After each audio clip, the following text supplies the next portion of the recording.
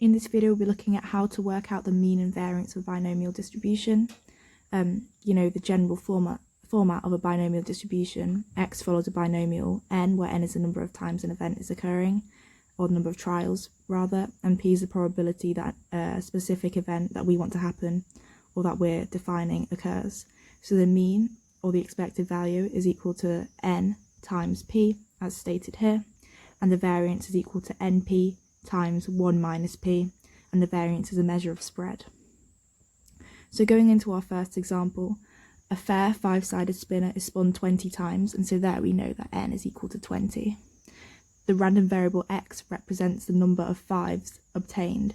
Okay, so the question states that the spinner is fair and it's 5-sided, and so the number of fives, there'll be a 1/5 chance, or a 0.2 chance that a 5 is obtained. So if we just write out our binomial distribution, x follows a binomial, 20, 0.2.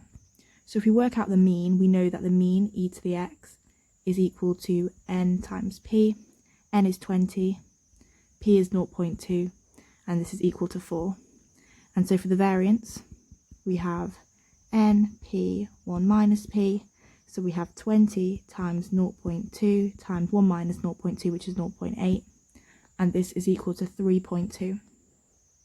The next part of the question is find the probability of this right here, where mu is the mean, which is equal to 4, and the standard deviation, which is equal to the square root of the variance. The variance is 3.2. And so find the probability that x is less than or equal to 4 minus square root of 3.2. Remember that the binomial distribution is a discrete distribution, and so 4 minus root 3.2 is equal to 2.211. However, again, it's discrete, so we can only have whole integer values. So find the probability that x is less than or equal to 2.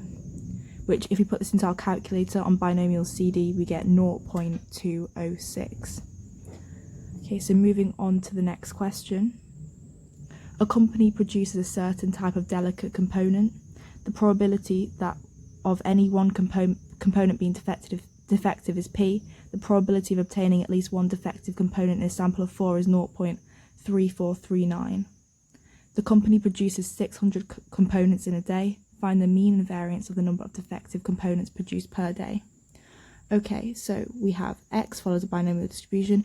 In a sample of 4, the probability of obtaining at least one defective component is 0.3439. So we don't know what the probability in a sample of 4 is, because we only know it as the probability of obtaining at least one defective component.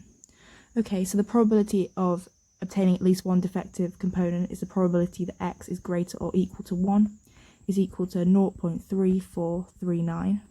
The probability that x is greater or equal to 1 is equivalent to 1 minus the probability that x is equal to 0. This is also equal to 0.3439. The probability that x is equal to 0, we actually can't work out from a calculator because we don't know what p is, and so we have to use the binomial formula, which will give us that 4 0, p to the 0, 1 minus p to the 4 is equal to 0.6561, where 0.6561 is 1 minus 0.3439.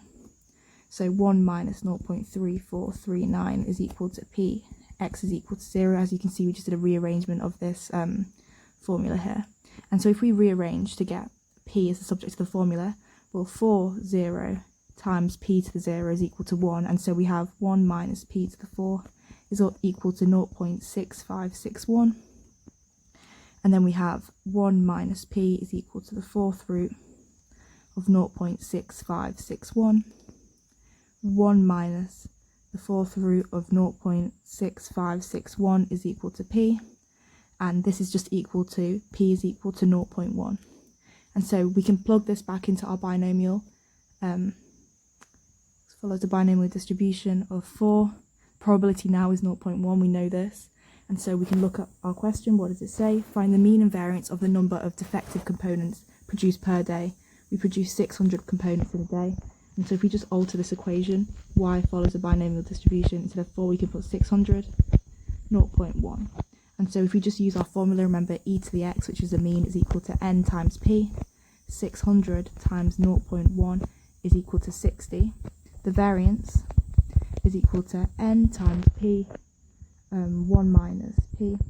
And so we have 600 times 0.1 times 0.9. So if we just plug this into our calculator, we should get 54. Okay, so moving on to the next question, the last question.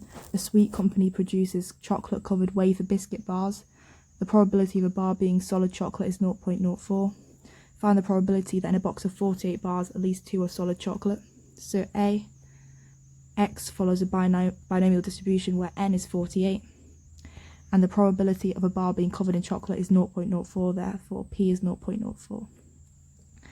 So find the probability that at least 2 are solid chocolate. So that's a probability that x is greater or equal to 2, which is equal to 1 minus the probability that x is less than or equal to 1. If we put the probability that x is less than or equal to 1 in our calculator on binomial CD and do 1 minus the value we get out, we get 0.5772. For part B, the company produces 120 boxes of biscuits per day.